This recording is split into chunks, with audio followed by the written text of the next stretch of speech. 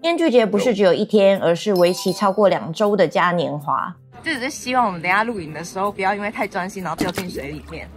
整個遊行隊伍由數百艘傳統木舟組成，除了在船頭打造特殊造型，船上的成員每個也都精心打扮。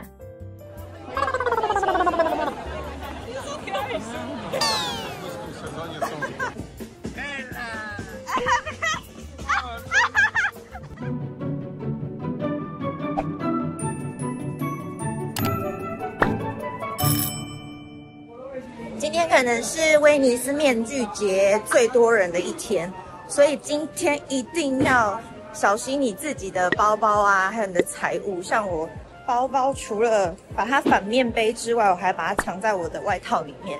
然後手機一定要加繩子。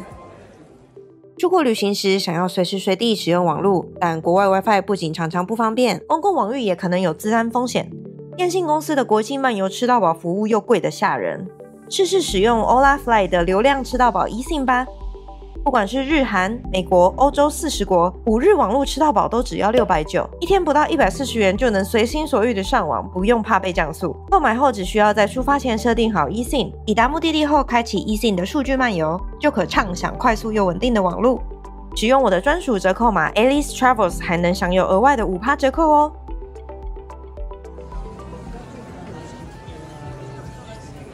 我們現在要直接去 Rialto Bridge 遊行最重要的地方，就會在那個橋那邊做表演，所以我們現在要直接過去那邊。我們差不多是在表演的30分鐘到這裡，所以那裡可能已經擠滿了人。如果有人像畫面裡這樣遞花給你，千萬不要接，那不是免費的，除非你本來就想買來對另一半耍浪漫，那就另當別論啦。我是一個走路非常快的人，今天走路走着就是會被人擋住，非常的不鬆快。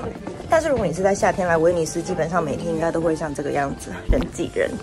編劇節不是只有一天，而是為期超過2週的嘉年華，期間有各種不同的活動，例如這是2026年的面具節主題與時間表。我們今天來參與的就是開幕遊行，之後還會有瑪利亞遊行、飛行天使等人氣表演。里亞爾托橋旁就是今天活動的重頭戲，所以現場有進行管制，看得到大運河的兩側是禁止進入的，只能從橋的中間走道通行。從另一個角度可以看到，側邊只有少數媒體可以在那裡卡到視野最好的位置。Here is where we are. 這就是我們目前找到的位置，它其實是在一個木棧板上面，就是讓人家上船的地方。前面有一些木樁會遮住我們的視線，但是這裡真的是我目前可以找到最好的位置了。就只是希望我們等一下錄影的時候，不要因為太專心，然後掉進水裡面。隨着鼓聲與歡呼聲越來越響亮，我們也開始可以慢慢看到遊行的隊伍。身為水都威尼斯，他們的遊行當然是在水上進行。遊行隊伍打頭陣的是一隻灰色的大老鼠，其實它在近10幾年才開始擔任吉祥物。編劇節最著名的官方傳統是天使飛翔，通常是讓前年度的瑪利亞冠軍從聖馬克鐘樓頂端沿着鋼索滑行到聖馬克廣場中央。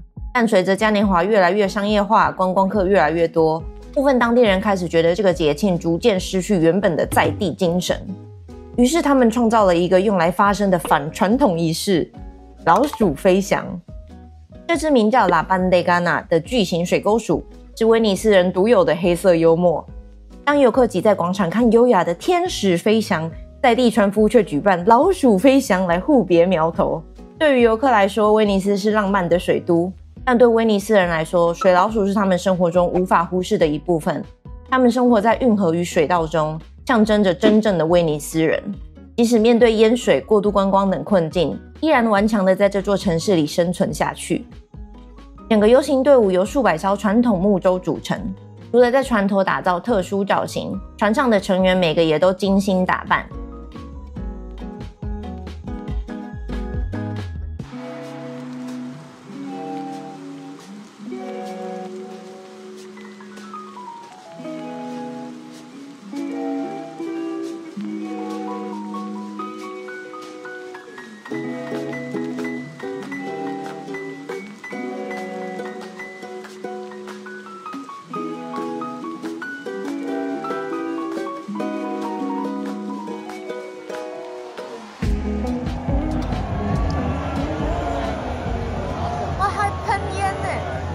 由於我的拍攝視角實在太差了，這裡補上一些當年媒體畫面。當這支巨鼠領軍團隊抵達，肚子爆開噴出七彩氣球的那刻，才是最接地氣、最叛逆的嘉年華正式開幕。我們安全下莊了，沒有掉進水裡。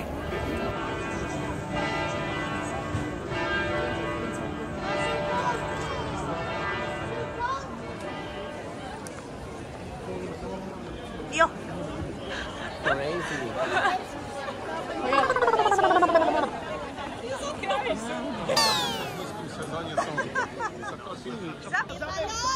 面具節期間，威尼斯大大小小的廣場常有不同的表演，有時候走一走就會撞見舞台。在嘉年華期間，如果你注意看一下地板，會看到很多彩色的小紙屑，這些是 coriandoli， 直翻是香菜籽。因為早期人們會在慶典中拋灑果糖的香菜籽作為玩樂，隨着時代演變，種子被輕巧繽紛的紙片取代，但名稱仍被保留下來。我個人覺得這樣製造太多垃圾了吧。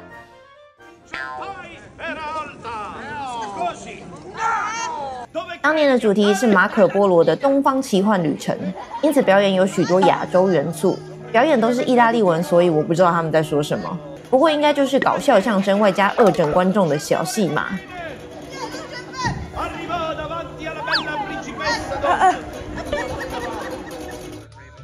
第二段則是有2位穿着中國風戲服的雜耍藝人登場表演。I've walked among the ruins of ancient cities. 這個音樂不對啊！這個部分我也不太了解，拿中國結的流蘇刷觀眾的臉是哪招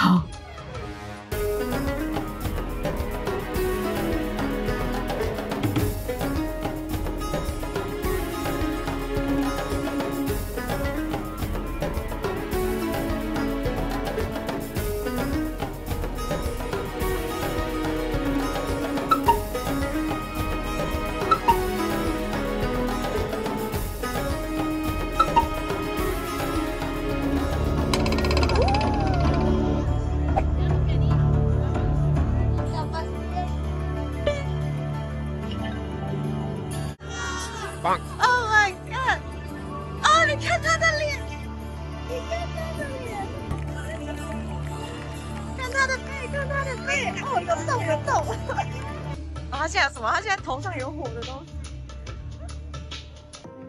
後面就是一連串的玩火表演，好孩子在家裡千萬不要學。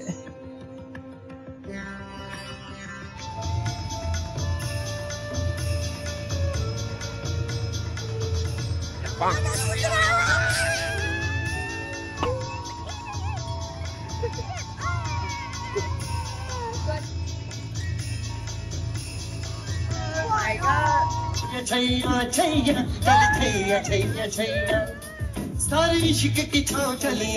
你也走吧，嘎。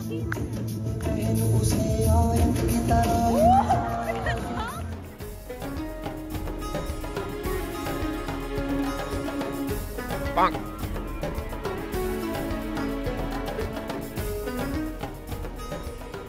虽然他們應該是威尼斯官方請來的，但如果你覺得表演很精彩，現場還是可以給一點打賞支持一下。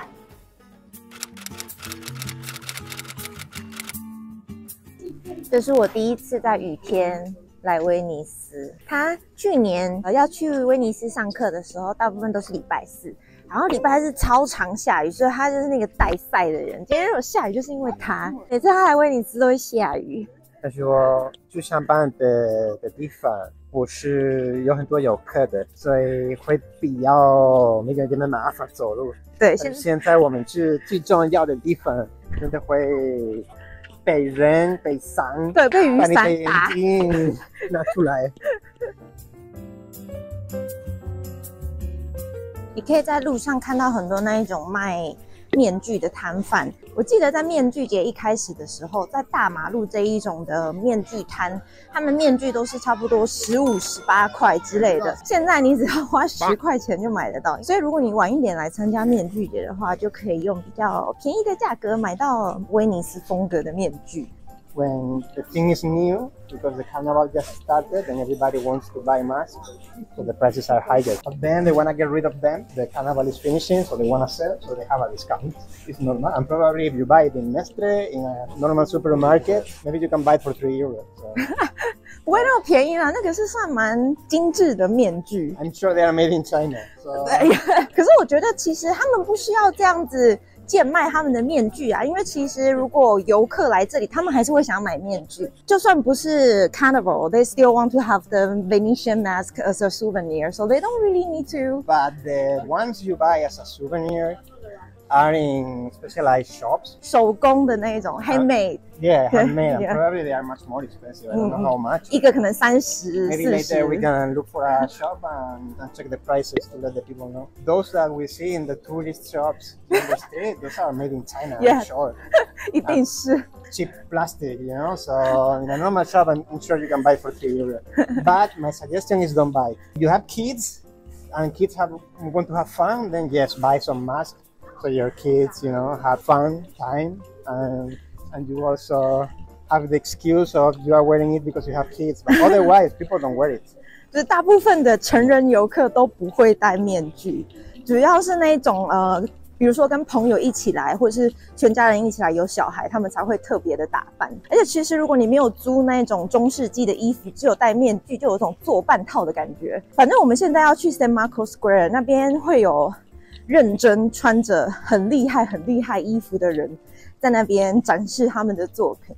Maybe they are hired, you know, maybe they are hired? Yes, they are hired, but they're hired. Like the tourism ministry of Venice or whatever. 有可能。Same as the artist that we saw the other day. I don't see many Venetian. I mean, today it's Monday. People have to work. It's not like you. It's Carnival. But people still have to work, so I don't really think many, let's say, normal people from Italy, they just wear this super expensive, very much decorated suit for having fun. Maybe they do it one day, like the most special day, but not every day. Yeah. 威尼斯面具在各个商店的價差很大，你可以依照你的口袋深淺去選擇要買工廠量產的面具或是手工的面具。那裡25，這個17，這個9塊，這個再吸引一個賣2塊錢。剛剛魚有比較小一點，現在就整個大爆魚。給大家看，我們到 San Marco 了。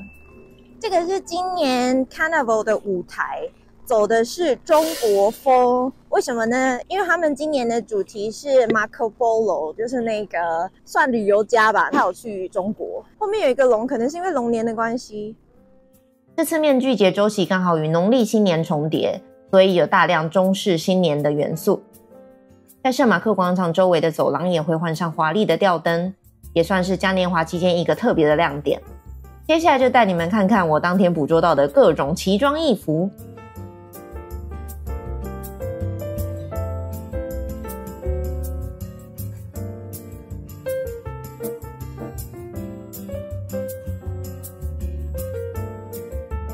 大部分有打扮的人都很樂意跟遊客拍照，不過還是記得先問一下，免得遇到只是來 cosplay 享受氣氛的個人玩家。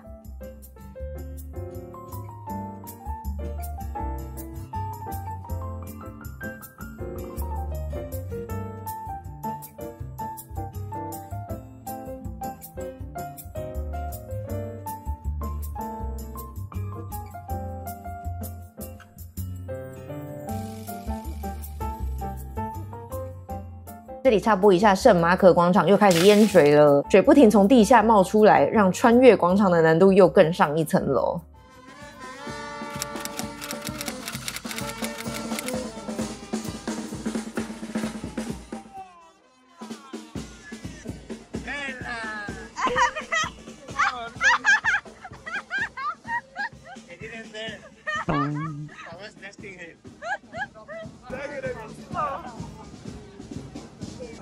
Most of them are male. Yeah, all of them.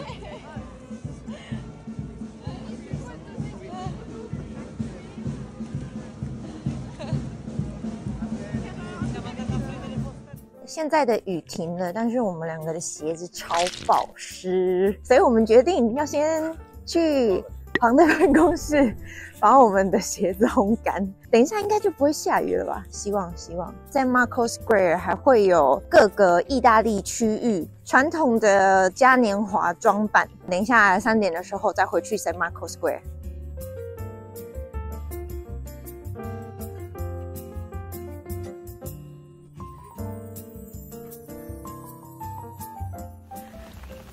昨天气象說大概12點以後雨就會停，還會出太陽。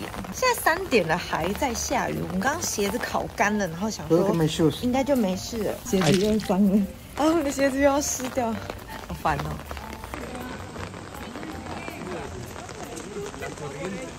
Aspetta che raggiungono le postazioni. Cina. Ah, quindi lasciamo andare i 2 brani e loro perfetto. Dai che facciamo la regia al volo. Pronti con la musica? Guarda che dramma. 下雨天这個事業，我真的太難了。後來雨停了，有拍到一些還可以的表演畫面。